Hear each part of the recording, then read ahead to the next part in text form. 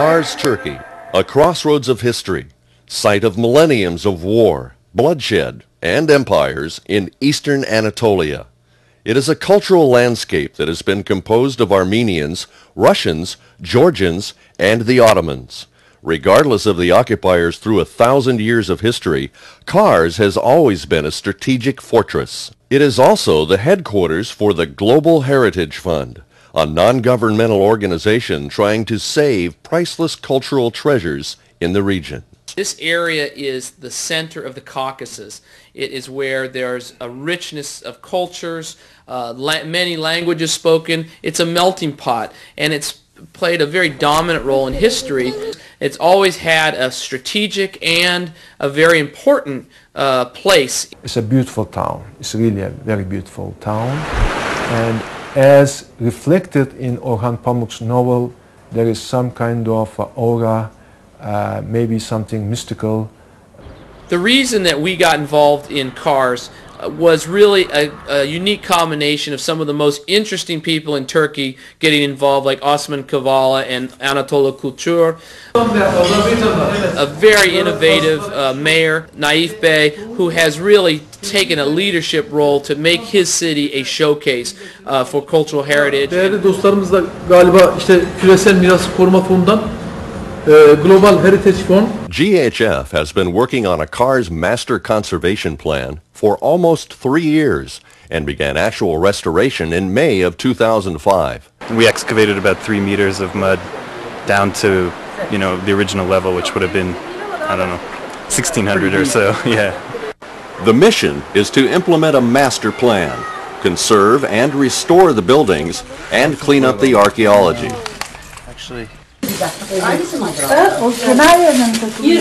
GHF is working on development of the tourist industry to bring jobs and better economic and social conditions.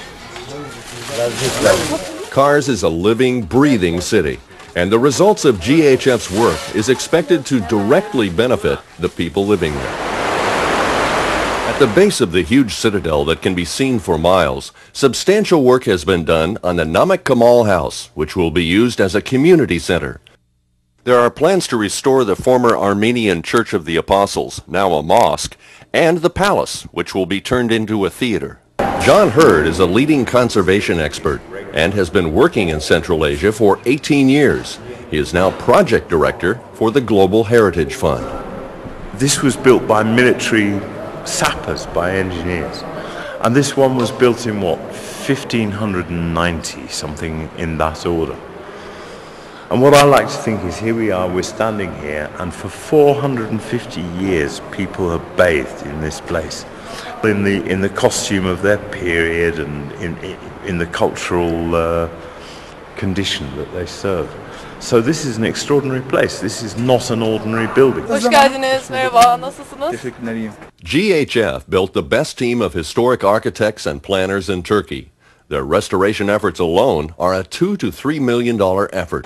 We're using the last 2 remaining authentic Ottoman buildings from the period as the DNA for the entire project. The DNA is good, and very quickly the Ottoman treasures start coming back to life. Can we get a safety harness on him? The community is strongly behind the GHF and Kars restoration project.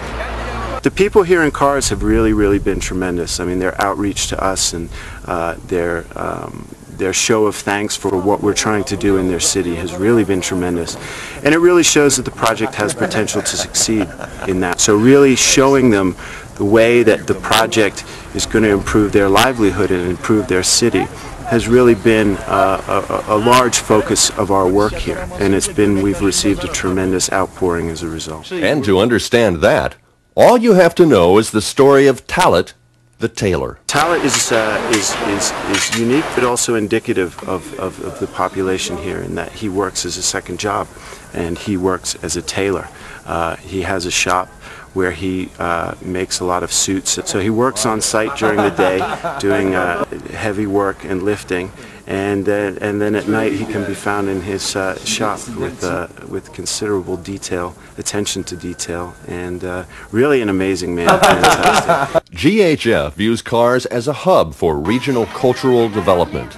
a magnet for tourism in the Caucasus and eastern Anatolia, which presents an incredible variety of scenery. Alpine meadows above the Black Sea that rival those in Switzerland.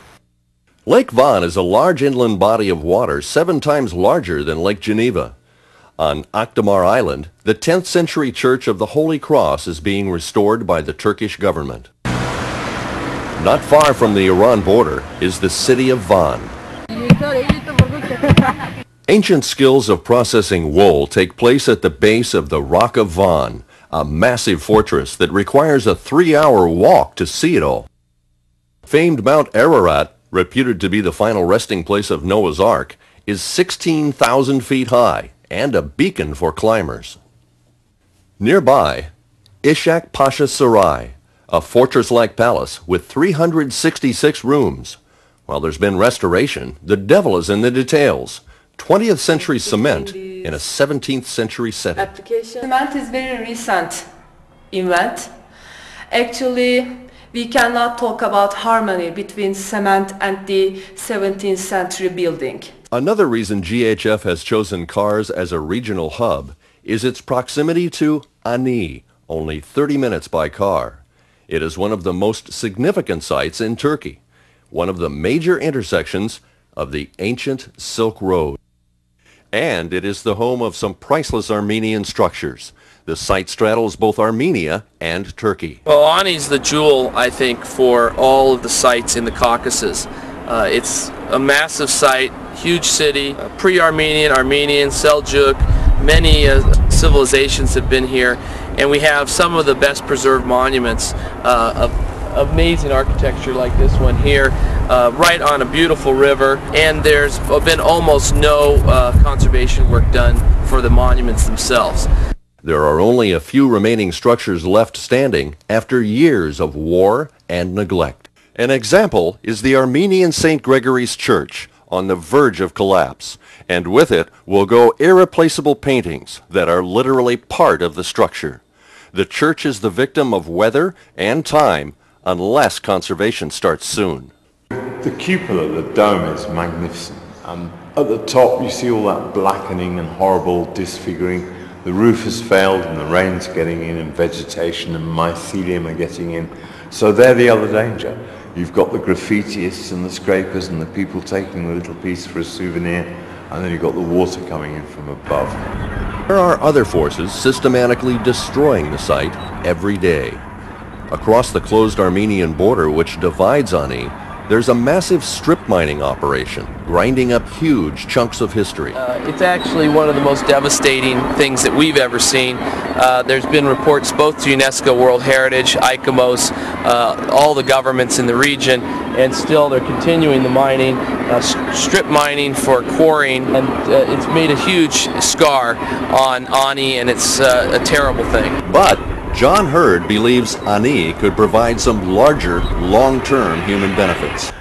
In a sense, dealing with Ani and turning it into a World Heritage Site and bringing the visitors and raising the awareness of the world has with it the potential to get everyone in the region to cooperate, to love this place and to make this place a kind of international well of culture. Comunque bellissimo, stupendo, mi piace molto, poi anche i paesaggi, le persone, tutto, bello, bello, bello, bello.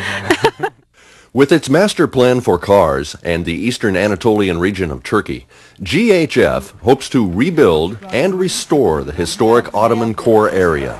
The master plan is also focused on achieving a better standard of living by stimulating tourism and attracting visitors with the construction of new hotels and facilities. But the important point is to make these works really available for public. I mean, in Turkey there are many projects going on, but it's really a question if it's really going on very well with the public. Success for the Global Heritage Fund in Turkey depends on interest and funding from individuals and organizations who care about preserving the world's cultural and archaeological heritage. Global Heritage Fund is enabling the people of Kars to save their own city, their culture, their heritage, and build a future for their children.